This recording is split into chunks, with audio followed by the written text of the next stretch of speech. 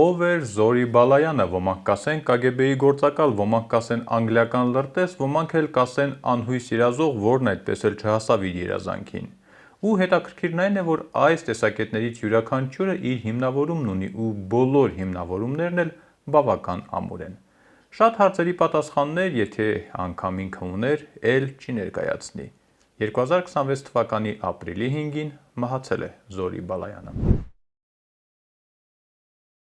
Զորի Բալայանը ծնվել է 1935 թվականին Ստեփանակերտում։ Բժշկական կրթություն ստանալուց հետո զբաղվել է լրագրությամբ և գրականությամբ։ Խորհրդային տարիներին հայտնի էր որպես հրապարակախոս և ճանապարհորդական գրքերի հեղինակ։ Պարգևատրվել է ԽՍՀՄ պետական մրցանակով, ինչպես նաև Հայաստանի և Արցախի պետական պարգևներով։ Արցախի հերոս էր։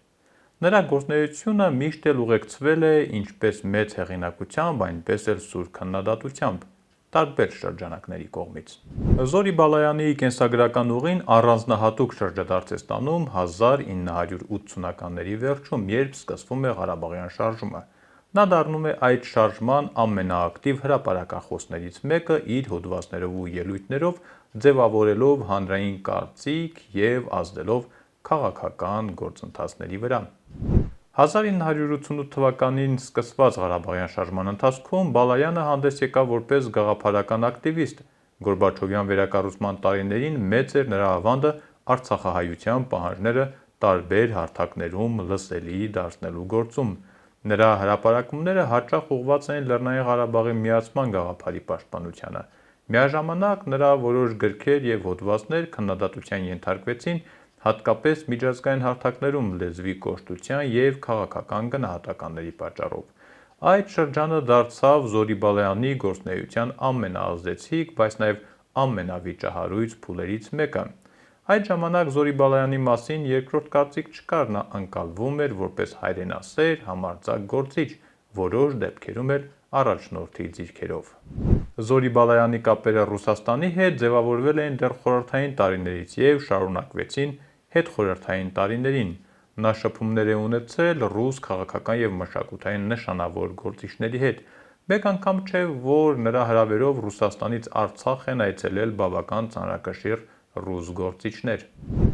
2013 թվականին Բալայանը բաց նամակով դիմեց Պուտինին, կոչ անելով Ռուսաստանի միջամտությունը Ղարաբաղի հարցում։ Նամակը լայն արձագանք ստացավ և տարբեր գնահատականների արժանացավ թե Հայաստանում, թե Արցախում և թե արտերկրում։ Փաստ է, որ նրա ռուսաստանյան կապերը եղել են երկարատև և բազմաշերտ, սակայն դրանց իրական ազդեցության չափի վերաբերյալ հստակ և միանշանակ գնահատականներ չկան։ Հետաքրքիր է, որ հատկապես շարժման շրջանում բավական ակտիվ ու սուր ելույթներ ունենալով հանդերձ, Զորի Բալայանը այդպես էլ խորհրդային կամ ռուսական հատուկ ծառայությունների կողմից չհետապնդվեց։ Համենայն դեպս այդ մասին հրապարակային տեղեկություններ չկան։ Նաև այս ամենը հաշվի առնելով Զորի Բալայանի ընդդիմախոսները հաճախ նրան մեղադրում են ռուսական KGB-ի գործակալ լինելու մեջ։ Այս գնահատականին հեշտ կլիներ համաձայնել, եթե ծանոթ չլինեինք Զորի Բալայանի կենսագրության մյուս էջին՝ եվրոպական շատ գործիչների հետ նրա սերտ հարաբերություններին։ Զորի Բալայանի նախաձեռնությամբ տասնյակ օտարերկրյա գործիչներ այցելել են Արցախ՝ տեղում ծանոթանալու իրավիճակին։ Տարբեր աղբյուրների համաձայն Բալայանի ուղեկցությամբ Արցախ են այցելել եվրոպացի քաղաքական և հասարակական տասնյակ գործիչներ, այդ թվում բրիտանական շրջանակներից ներկայացուցիչներ։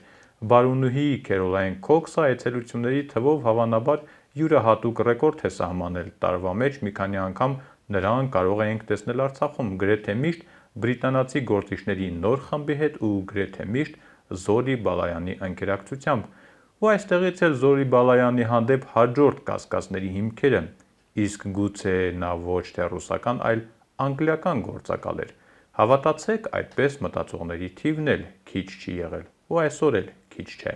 Իսկ գուցե ոչ ռուսական և ոչ էլ անգլիական լրտես էր, այլ հայի անհույս երազող ու այդպես էլ մինչև կյանքի վերջը իր երազանքներում չկողմնորոշված տեսակը։ Մարդ, որը նավակով հազարավոր կիլոմետրեր անցավ, հետո էլ շնասահնակով տունդրան կտրեց։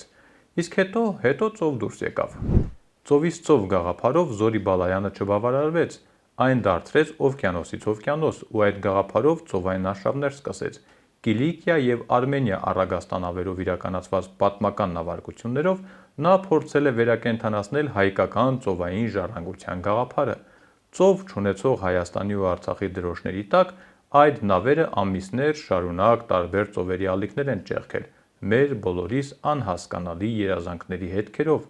փորձելով միաժամանակ և լեռների զավակը լինել, և ծովերի տիրակալը։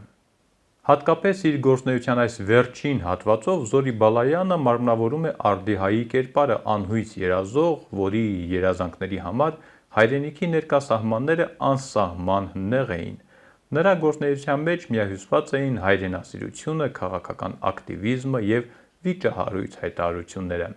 Կրկնակի գործակալ, թե ռոմանտիկ հայրենասեր։